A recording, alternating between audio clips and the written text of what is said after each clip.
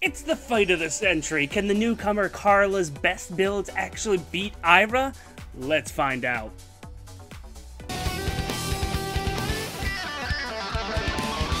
Let's look at the newcomer first. Let's get her digits. Wow. Incredible speed, and it has a super boon. That means she could hit 44 out the gate. That's wonderful. She has middling defense and resistance. Actually, the resistance is not a dumpster fire for what we've been seeing, but it's not really enough. And then if you take a look at the attack, it's actually really nice. It's it's not just workable, it's good. Let's take a look at what she swings with. Vassal's Blade. This is a fantastic weapon. Not only is it a 16 might slaying weapon, but it gives you extra damage for beating your opponent in speed. Up to a cap of 7. It's not infinite, but you know, that's wonderful. If you do double somebody, that's still better than Wu Dao effect across the board. That's super exciting. Taking a look at the rest of her kit, she has Luna. Really good for her. She attacks, she gets hit, she attacks back. Wonderful. All kinds of extra damage going on here, especially since the B slot is Wrath. Yes, it's the second unit in the pool to have Wrath. That's so exciting. Let's continue to find out if she's just Wrath fodder or if she's going to be kept around. This is also the introduction of Even Speed Wave. This is pretty interesting. Just it's the counterpart to Odd Attack Wave, where on every even turn you get +6 to her speed plus adjacent allies. I love that. That's fantastic. So what we're going to do for this is we're going to evaluate these two champions, Ayra and Karla, based on 3 different criteria.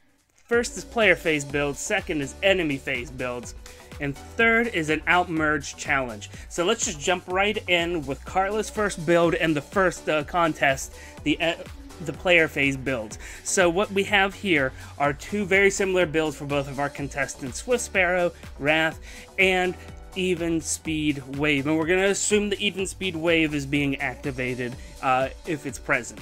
So what's happening here is that we do have different weapons and specials for both of the contenders, because it doesn't make sense to take Regnal Astra off of Ayra. You wouldn't do that. So how does this compare? Well, we're going to use the DPT, Deltran's PvP threats. Link down the doobly-doo to get Arctic Silver Fox's list, or you could just go straight to the Andu 2 GitHub sim and just select the list from there. I'm super pumped about that still. Regardless, what we're going to do is we're going to evaluate the wins and loss off of this so we can come up with an objective way to find out who wins. And so let's go ahead and go into this first one. Reigning champ goes first, 28 on initiation. That is a good score. Not the absolute best out of everybody's been the DPT, but that's a really good score. Just running in there and killing things. I like it. Not many people are killing her comparatively whenever you initiate on them. And there's a lot of great faces here. I mean, you're seeing Valentine's Day Hector. We're seeing Winter Tharia. We're seeing Grima. We're seeing Bike. I mean, those are all great. On the converse side, I mean, there are some fights that we don't win. We don't kill Zelgius. We don't kill Arden. Not like he's like highly merged in Arena anyway, but oof. You ever get a chance to just merge a unit just because?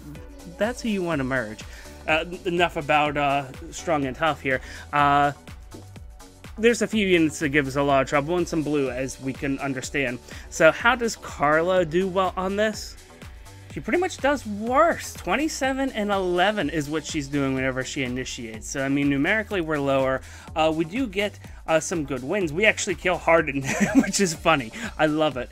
So we're able to kill Harden and Celica on initiation because we can, and that's great. But I mean, we do end up losing to some people that we weren't losing to before, even winning against. We don't get Valentine's Day Hector anymore. We also lose to like Camus and Tana. I mean, when it comes down to it, there's just so many matchups here that don't go in our favor. I have to give this one to Ayra. She wins this round. Next up, it's enemy face builds, and this is arguably Ayra's best kit here. Getting rid of her blade and subbing in a slaying edge, speed refine, so that she could go ahead and pull this off. It is just so intimidating, and there's a lot here. We don't have any seals here being evaluated. The seal choice doesn't really affect the DPT ranking, so I wanted to leave that up to you, how you go ahead and fill that out. There's a couple of great choices, and we could talk about that later, or let me know what your favorites are down in the comments. I'd like to see how you're pimping out your sword lords here. Now, if you take a look at this, the builds are pretty much similar all the way down. And we're keeping the even speed wave there. Let's go ahead and let Karla go first since she lost the last round. Whenever she catches this, she has a very respectable 20 wins. That's nice. The loss counter there is a little bit more than what I want to see.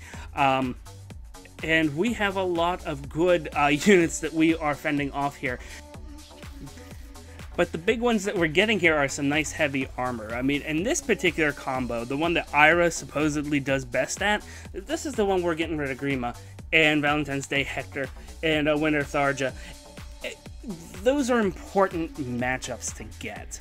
Conversely, if you take a look at Ayra, whenever she runs this, she does get a little bit more on the win factor, but she's missing all those matchups I just talked about. She is getting Mirror, which is great. She could kill herself, which is great.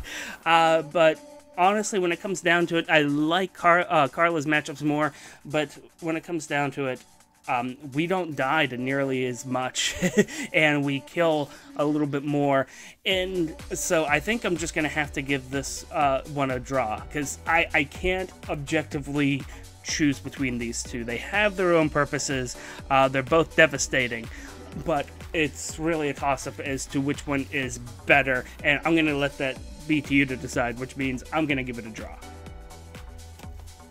Lastly, we're going to look at things whenever they're on the battlefield and they're being outmerged, because while a lot of people would love to have a plus 10 of either one of them, when it comes down to it, you might not have a plus 10. So the question is, if you have an equally merged Ayra and an equally merged Karla sitting there in your barracks, bonuses aside, which one's the best one to take into Arena?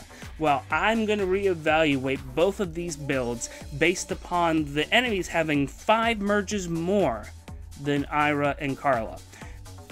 And what happens is pretty interesting. Both units lose more and don't get as many wins. However, Ayra loses significantly more wins than what Karla does. As a matter of fact, it's like 15 to 20% off of Karla, but you're talking more like 35 to 40% off of Ayra. It's ridiculous. Karla hands down wins this. If you don't have highly merged versions of either one of them, Karla is going to be your woman. She's going to actually stand and deliver and still be useful, even though she's going to be fighting a sea of units that are just overpowering her, theoretically anyway.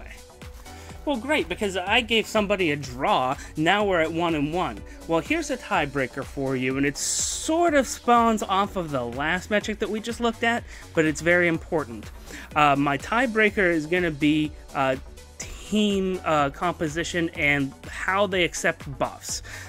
They're already giving out in these builds a nice speed buff to everybody else, but how do they take the buffs in return? Well, here's the funny thing.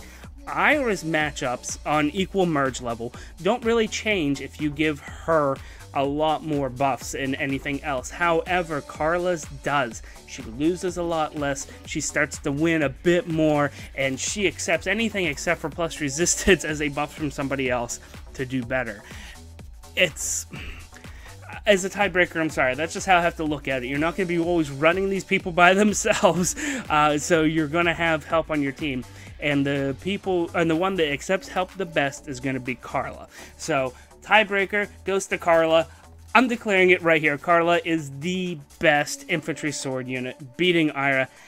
And that's just the way it is. What do you guys think? Do you think that maybe I'm a little bit off my rocker? Or do you like this metric and you're excited for Karla? Let me know down in the comments and do me a favor. If you like your Fire Emblem information hot and fresh like Grandma's cookies, hit that subscribe button. My name is Deltran. Thank you guys so much. I greatly appreciate all of you. And until next time, take it easy.